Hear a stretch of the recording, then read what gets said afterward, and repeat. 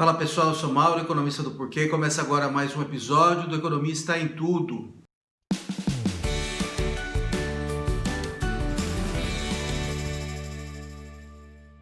Hoje eu quero falar um pouco dos números da economia brasileira que começam a sair agora e já refletem o impacto do choque do coronavírus na economia brasileira. Então a gente teve um dado do PIB que saiu recentemente, o PIB do primeiro trimestre de 2020. E a gente já viu ali uma queda grande em relação ao trimestre anterior, que é o último trimestre de 2019. Então a gente vê uma queda de 1,5%. O PIB é o valor de tudo que é produzido no país durante um período. Então dá uma ideia também da atividade econômica. Então a gente já vê uma queda relativamente grande de 1,5%. E a gente tem que colocar em perspectiva também que essa queda é grande porque ela está pegando 3 meses, janeiro, fevereiro e março. E o coronavírus, o choque do coronavírus, ele começa a acontecer mesmo em março, de maneira mais forte. Então, já pegou em um período em que ele não estava tão presente assim na economia brasileira e a gente vê, mesmo assim, uma queda grande acontecendo. Tá? Onde está concentrada essa queda? Então, o PIB ele pode ser dividido em o valor da produção e o valor de esse PIB pode ser consumido, pode ser gasto. Tá? No valor da produção você tem 3 grandes setores, você tem agropecuária, indústria e serviços, tá? Comércio e serviços. A principal queda está em indústria, comércio e serviços, como a gente esperaria mesmo com os impactos do coronavírus. Tá? A agropecuária até cresceu nesse período. Do lado como que da despesa, né, do PIB, como que esse PIB gerado é gasto, a principal fonte de queda foi o consumo das famílias, também esperada por causa das repercussões, tanto da doença como das medidas que estão sendo tomadas para conter a doença, as medidas de quarentena. Então é uma queda grande e, em particular, grande quando a gente olha que o choque do corona está realmente acontecendo ali, principalmente a partir de março, não nos 2 primeiros meses. Tá? Para ter uma ideia melhor, como março é um dado importante, eu vou olhar agora não para o PIB, mas para uma outra pesquisa do IBGE, que é a pesquisa de serviços. Tá? Então, ele olha só para o setor de serviços e dá uma ideia melhor do que está acontecendo ali. Então, a gente produziu um texto essa semana com um gráfico mostrando o que aconteceu no setor de serviços. Então, primeiro, aqui é só março. Tá? Só março na comparação com fevereiro. Se pegar só março na comparação de fevereiro, você tem uma queda no setor de 6,9%, uma coisa gigantesca. Lembrando, esse é o primeiro mês em que tem o choque do corona, não está pegando abril ainda, que foi provavelmente muito pior. Onde está concentrado esse choque? Quais os setores que estão mais sofrendo dentro de serviços mesmo? Né? Então tem um gráfico que a gente produziu, eu estou mostrando aqui, a gente pode olhar aqui onde o choque está mais forte, é onde a gente normalmente espera por causa da doença e das medidas de isolamento. Você está em hospedagem e alimentação, que caiu 33,7%, uma coisa absurda. E transporte aéreo, né? Aviação, que também sofre muito com as medidas de contenção, mas é uma coisa que está espalhada no setor inteiro, mas esses são as duas atividades econômicas que sofreram mais nesse mês aí de março, só para a gente ter uma ideia como que o choque está vindo e está vindo de maneira muito forte. Outro lado que a gente pode olhar aqui é o mercado de trabalho. Tá? Então você tem a outra pesquisa do IBGE, que é a PNAD contínua, que dá uma ideia melhor do que está acontecendo no mercado de trabalho. E aqui a gente já pega o mês de abril. Tá? Então na PNAD contínua ela apura o que está acontecendo no mercado de trabalho num período de 3 meses, no período de um trimestre. Esse trimestre é móvel. Tá? Então aqui a gente está olhando fevereiro, março e abril.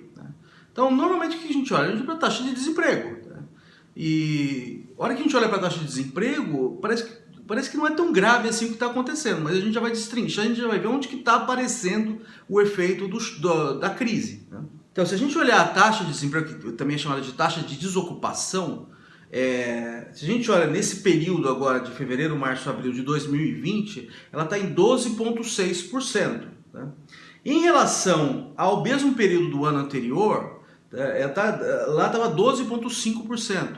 Então, aqui a gente compara o mesmo período para também tirar o efeito de sazonalidade, né, que é a subida e descida normal ao longo do ano que a taxa de desemprego tem.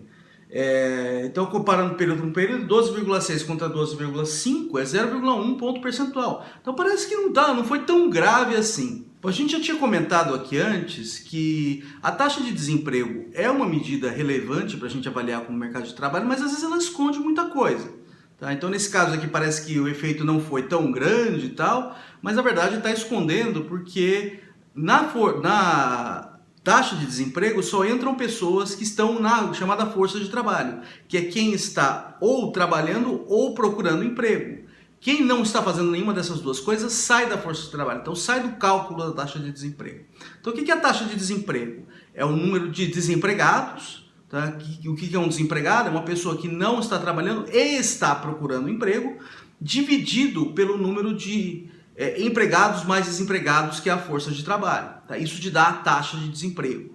Então as pessoas que por algum motivo não estão na força de trabalho, porque, por exemplo, estão só estudando, ou porque estão aposentados, ou porque simplesmente desistiram, porque o mercado de trabalho está tão hostil que não vale nem a pena procurar emprego, ou está muito difícil de procurar emprego, né? Porque a locomoção também é difícil, tá? Nesse período de coronavírus. Tá? Então eu vou olhar agora para o que a gente chama de taxa de participação, tá? Na força de trabalho. Tá? O que é? É o número de pessoas que estão na força de trabalho, ou seja, estão ou empregadas ou estão procurando emprego, dividido pelo número de pessoas que estão em idade de trabalhar. Tá? O que é uma idade de trabalhar? No Brasil isso é considerado de 14 anos ou mais. Tá? Então aqui não vamos prestar muito atenção no nível dessa variável, porque tem gente ali que tem aposentados, tem estudantes. Tá? Vamos olhar para a variação. E ali a variação é enorme nesse período que a gente está olhando. Tá? Então essa taxa variou 2,9 pontos percentuais desse período, desse último trimestre, fevereiro, março e abril, em relação ao mesmo período do ano anterior.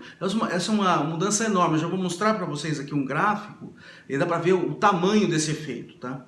Então, primeiro eu vou mostrar o gráfico da taxa de desemprego. Então, isso aqui que a gente está mostrando na tela é a taxa de desemprego ao longo do tempo, nos trimestres aí apurados pela PNAD contínua, e vem ali desde 2012. Então a gente vê ali ela estava no nível mais baixo inicialmente lá, e aí a partir da crise ali dos anos 2015 e 2016, vem uma subida muito forte da taxa de desemprego. Ela vem lá do nível de 7,5%, 8%, e ela sobe ali no 12%. Tá? E depois, isso aí são os 2 anos bravos da crise de 2015 e 2016 no Brasil. Depois você tem esse período de recuperação lenta que a gente está tendo, então tem uma tendência de queda. Mas se a gente olha para o último período ali, que é o dado que eu estou falando aqui, nós não vemos um aumento muito grande. Tá? Mas é porque é aquilo que eu estava comentando. Isso aqui está escondendo um pouco o que está acontecendo, bastante o que está acontecendo no mercado de trabalho. Tá? Que a gente saindo, gente que não está nem procurando emprego, nem empregado. Tá? E na verdade, quando a gente olha para o número total de pessoas ocupadas, de pessoas que estão trabalhando nesse período que a gente está comentando aqui, que é fevereiro, março e abril de 2020, na comparação com 2019, a gente vê uma queda aí de 3,4%. Tá? É uma queda muito grande. Tá? Então, o que aconteceu? Teve uma queda muito grande do número de gente que está empregada, tá? Só que isso não está se refletindo num aumento grande na taxa de desemprego. Por quê? Porque muitas dessas pessoas pararam de procurar emprego. Tá? Então, eu vou mostrar o gráfico aqui da taxa de participação. Tá?